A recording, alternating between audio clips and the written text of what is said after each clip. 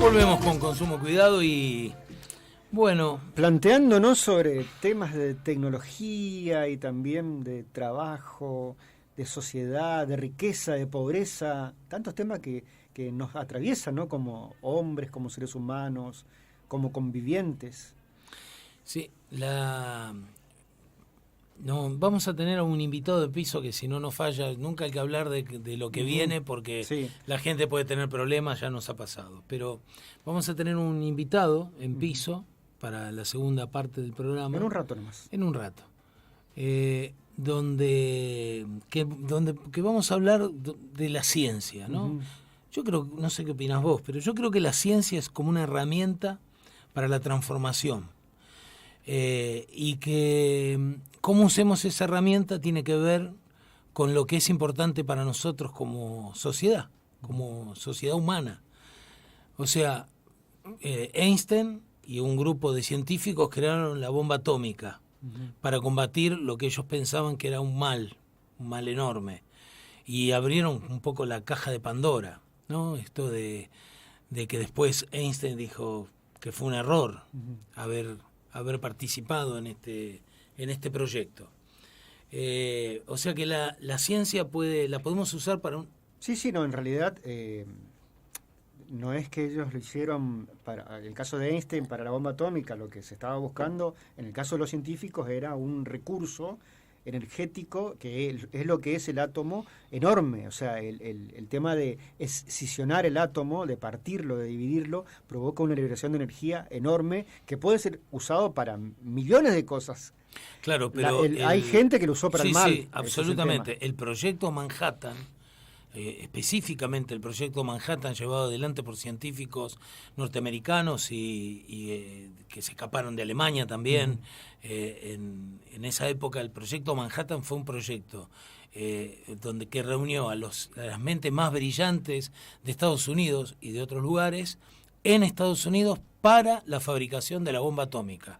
Fue un proyecto secreto y específicamente para eso. Sí, pero nunca se imaginó Einstein de que la agarrarían en Japón. Obviamente, pero Einstein participó, Einstein estaba al tanto del proyecto e hizo aportes para el proyecto.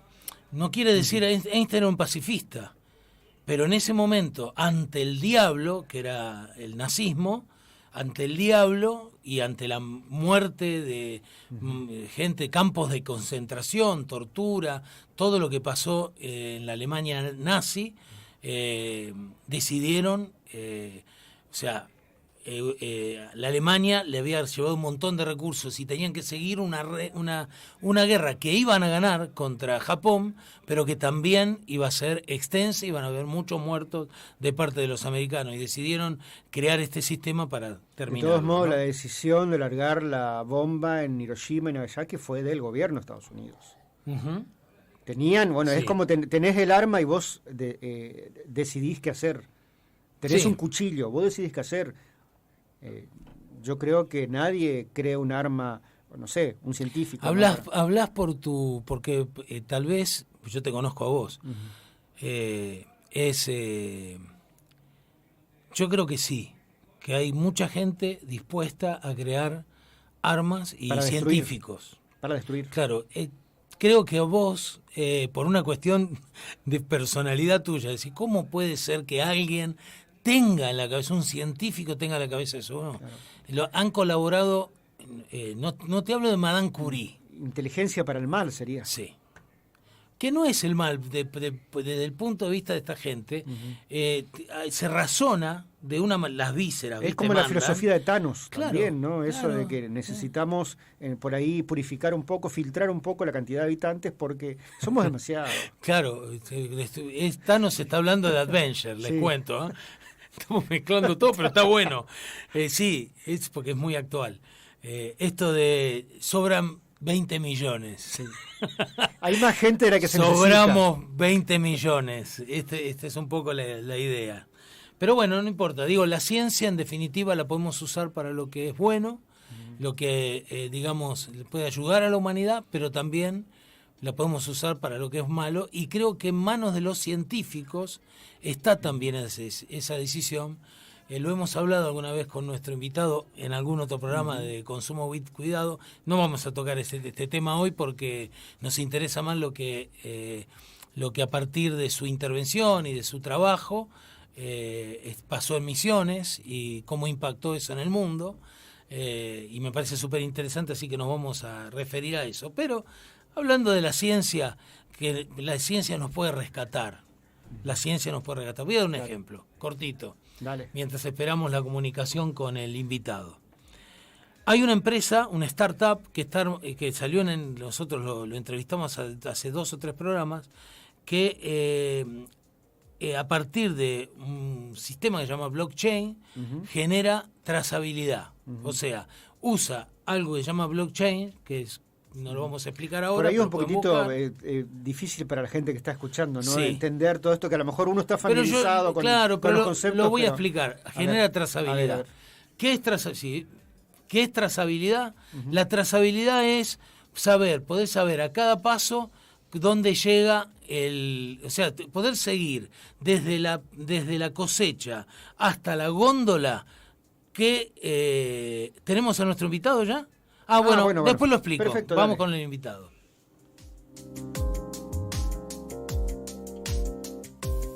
Bueno, vamos a entrevistar, habíamos quedado, se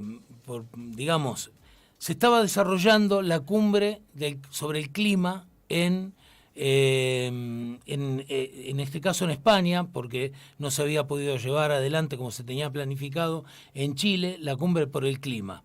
Y habíamos entrevistado a Enrique Martois Constantinidis, que es una voz súper autorizada en la Argentina sobre estas cuestiones del clima y sobre también las cumbres que tratan sobre este tema. Habíamos prometido a la audiencia que después de terminada la cumbre íbamos a volver a hablar con Enrique para poder enterarnos de qué resultó de esta cumbre. Así que gracias a Enrique por su buena voluntad y además para nosotros es un honor tenerlo en el programa, como lo decimos siempre, porque corresponde y porque es así como lo sentimos. Lo tenemos de nuevo como invitado para que nos cuente qué pasó en esa cumbre. ¿Cómo estás, Enrique? Buen día. Hola, ¿cómo les va? Muchísimas gracias por la invitación nuevamente y un placer estar con ustedes. Bueno, para nosotros es el placer. Contanos, Enrique, ¿qué pasó? ¿A qué llegaron en esta cumbre? Bueno, lamentablemente por ahí las noticias no son las mejores, ¿no? Es más lo que no pasó que lo que sí pasó. Recuerdo incluso que habíamos conversado de por ahí tratar de conversar el sábado pasado, pero bueno, lamentablemente la negociación fue tan dura que la negociación terminó el domingo. Así que incluso si hubiéramos conversado el sábado no hubiera tenido mucho para reportarles. Definiciones, claro. Esta ha sido la cumbre climática más larga de la historia de las cumbres. Se extendió hasta el domingo al mediodía, pasado el mediodía.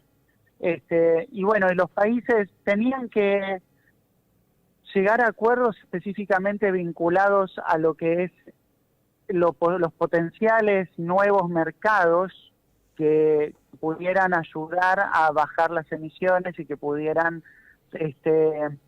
generar más espacios de negocios o más condiciones para las inversiones, para los mercados, para que aumente la ambición. Claro que eso traía consigo muchos desafíos, ¿no? O sea, eso tenía que ser un mecanismo que respete la integridad ambiental de los proyectos, que respeten los derechos humanos, los derechos indígenas, y que sobre todo sea un mercado que esté lo suficientemente regulado como para que haya una reducción de emisiones real, porque muchas veces en estos mecanismos de mercado uno podría llegar a encontrar vueltas para contabilizar reducciones de un lado, de otro, entonces no hacer esfuerzo y contabilizarse reducción de emisiones y consecuentemente por ahí ganancias. Entonces, entonces todo esto generó que esa conversación fuera muy difícil. Ese fue como uno de los temas centrales de la negociación y que no llegó a un acuerdo y que se pateó para el año que viene, básicamente. Pero a ver, Enrique, ¿cuál fue lo que o lo que hizo difícil llegar al acuerdo? Digamos, la inserción de nuevas empresas, de nuevos tipos de empresas de economía circular, de bajo impacto medioambiental. ¿Dónde están los intereses? ¿Cuáles son los intereses que están en pugna? Bueno, a ver, acá hay una realidad, ¿no? O sea, el mundo como funciona hasta hoy tiene que cambiar. Sin duda. Y hay gente que no tiene ni interés ni ganas, o que incluso siente eso como un riesgo a su estilo de vida, a su modelo de negocios. A veces es genuino el riesgo, es cierto, digamos, la transición implica pensar en cómo hacer para abandonar ciertas industrias, ciertos mercados, y eso tiene que hacerse de una manera lo más razonable posible para que nadie quede atrás y para que todos podamos gozar de una transición que sea para un futuro mejor.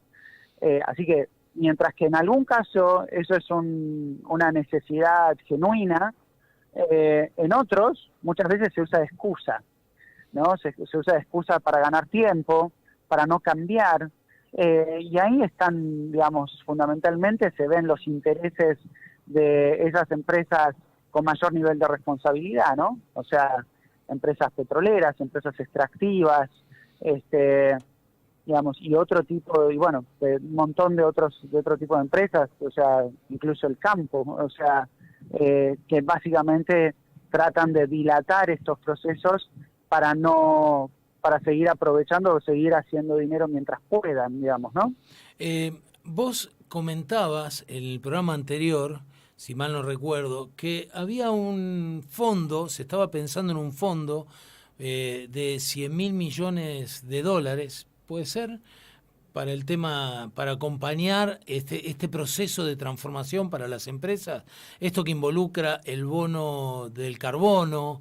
¿Puede ser que haya una cifra para acompañar a las empresas, incentivarlas para que cambien la forma de producir?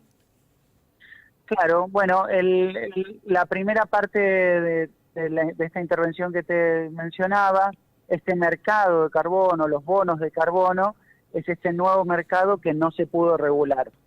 El otro componente es lo que tiene que ver con el compromiso de los países para poder llegar a aportar 100.000 millones de dólares para el año que viene, que es un fondo internacional al que pueden acceder los gobiernos o algunas instituciones para poder facilitar la transición, la reducción de emisiones y atender la adaptación a los nuevos escenarios climáticos. ¿No se llegó a un acuerdo en ninguno de los dos temas? ¿Ni 100.000 millones? Exactamente. Solamente hubo un reconocimiento de que era necesario atender ese tema, lo cual dista mucho de dar una señal clara de que esté ese dinero para el año que viene. El tercer tema... Sí, perdón. Dale. No, avanza. El tercer tema, y que también va vinculado a esto, es el tema de daños y pérdidas.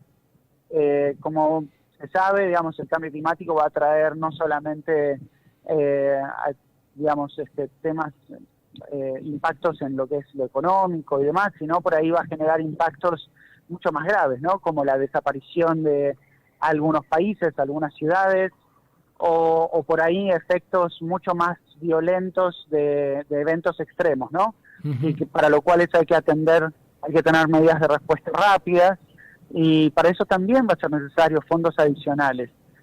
Bueno, ese tema solamente pudo avanzar en lo que tiene que ver con los mecanismos de gobernanza, o los mecanismos que tienen que ver con los expertos o los paneles especiales que van a hacer esos análisis, pero nada en lo referido al dinero.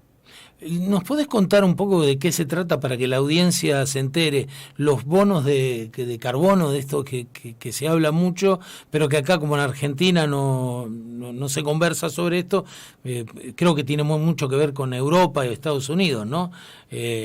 Contanos un poquito de qué se trata para entenderlo. Sí, a ver, cuando esto viene de hace varios años, cuando está, o sea, bajo lo que es el protocolo de Kioto, que es como el antecesor de lo que es el Acuerdo de París hoy, en donde se crearon mecanismos que se llaman mecanismos de flexibilidad, Ujú. mecanismos que facilitan, que buscan incentivar o darle oportunidades al sector privado y mismo a los países para acelerar la ambición. Entonces, en estos mecanismos, uno de esos mecanismos es, por ejemplo, la creación de un mercado de bonos de carbono. Es decir, si un país, un país, hace una reducción de emisiones superior a la que tiene planteada, digamos que tiene un excedente a favor de reducción de emisiones. Ujú. Entendiendo que la atmósfera es una sola, la reducción de emisiones no importa dónde se haga.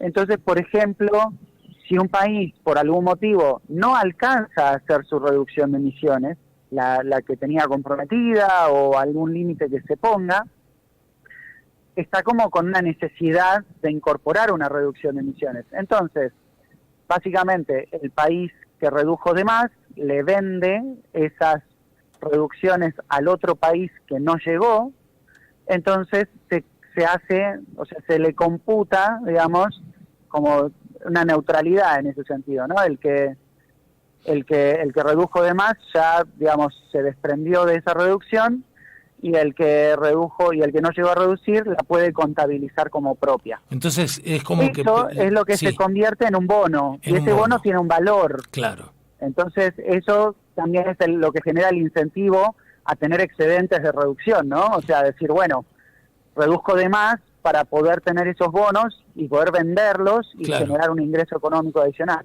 Claro. ¿Eso es entre países solamente? ¿O los bonos funcionan Bueno, como cualquier bono?